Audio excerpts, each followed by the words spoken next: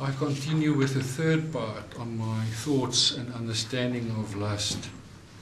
My view is not that of Augustine, that people by reason of the fall are necessarily subject to the lust of concupiscence.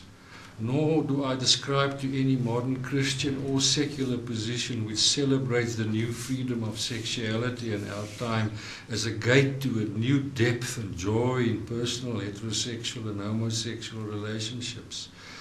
Martin Buber remarked that in no other domain is dialogue and monologue so mingled and opposed as in the domain of human sexuality. And Faber has noted that sexual desire tempts humans to omnipotence, while on the other hand it roughly reminds us of our mortality. Sexual desire mocks rationality. It promises the suspension of time, yet no other event so sharply leaves us with the experience of the oppressiveness of time. Yet we should continue to strive toward reclaiming and living an indivisible unity of persons that does not curb sexual desire but liberates it and brings it to its fullness. An informed, mature Christian view of the liberating fullness of sexual desire is very different from a secular Western culture's understanding of sexual revelation. Are we making too much of our sex lives? Sex may be a hallowing and renewing experience, but more often it will be distracting, coercive, playful, frivolous, discouraging, for some dutiful and even boring. It is important for us as Christians to continually reflect on the understanding of the interconnection of bios and person, of functioning and being. We must continue to ask, what does the soul or psyche or spirit contribute to human existence over and above bios? Many people have lost this understanding, which may lead to degrading one's partner to the status of a mere functioning bearing in this one area of sexual desire. A striking example with observation with many examples is of those men and women who are otherwise so-called ethically intact, capable of friendship and fellow humanity, yet perpetrate this degradation of another human being in this one area of sexual desire as lust. One remedy would be to communicate and help people to understand the consequence of isolating the bios and person of one's erotic partner, and inversely, such an understanding must show that one separates person and bios from each other when one allows certain forms of sex to have power over one. The difference between our era, I need to return to this, and generations and other generations, lies in the nature and scope of the latest modern communication and entertainment media. The dominance of the visual sense. We see more than any previous generation.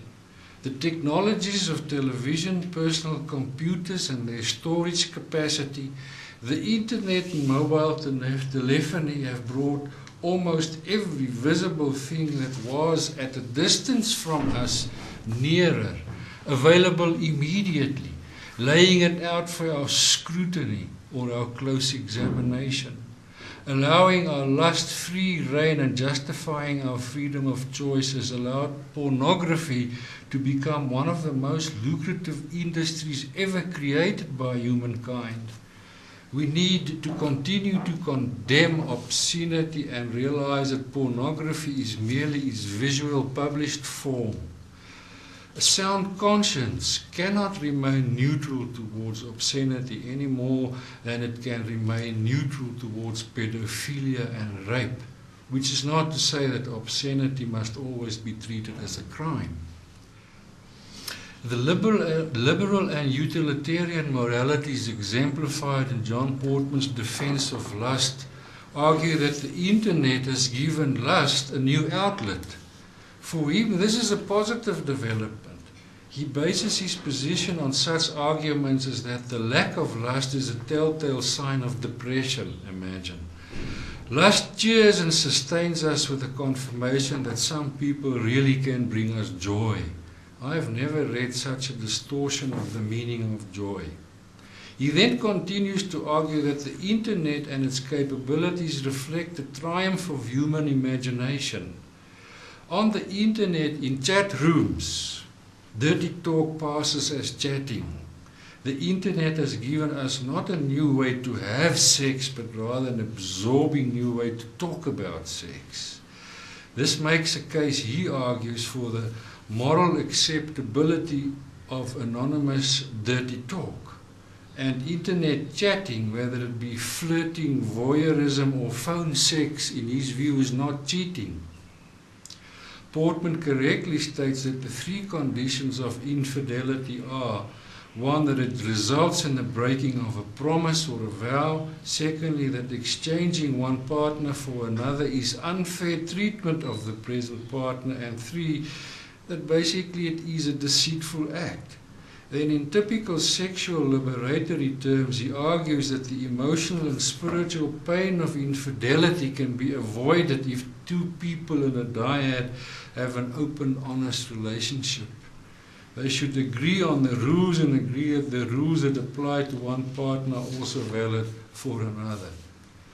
The concepts of persona and alter ego are familiar phenomena.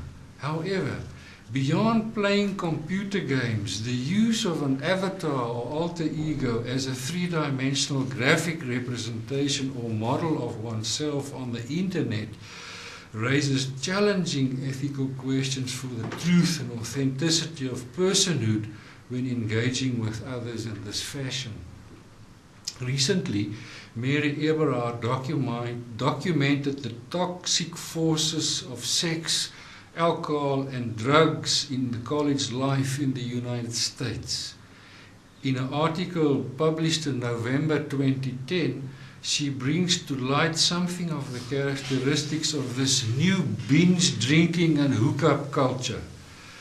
She presents it in the guise of a toxic U, a school of experiential learning to which parents are never invited. She comes to the conclusion that, contrary to the liberation it has promised and still promises, the sexual revolution instead empowers the strong and penalizes the weak. Yet it continues to reach in every dorm room with false messages that women and men want the same sexual things and stand at the same sexual starting line. Those lies are what makes the world of toxic you go around. In line with this trend, even more sophisticated, Simon Blackburn calls upon us to reconsider our notions about lust. Instead of treating it as a nasty sin, perhaps we should embrace it a bit and treat it as something fundamental or necessary to our humanity. Even if we grant Blackburn an element of truth in his position, such arguments are shallow, bypassing the great metaphysical conundrum of human embodiment. There is no normal human sexuality, sexual development which can avoid the predicament of sexual desire, and no normal development as a person without acquiring a gender. The building or formation of personality and formation of desire, even if conceived under different aspects, are the same process. Any loss or perversion of this characteristic involves a threat to the human person. Sexual disintegration entails personal disintegration. The integrity of our sexuality in all its meaningful dimensions serves as a bastion against any objectifying and senseless views of ourselves.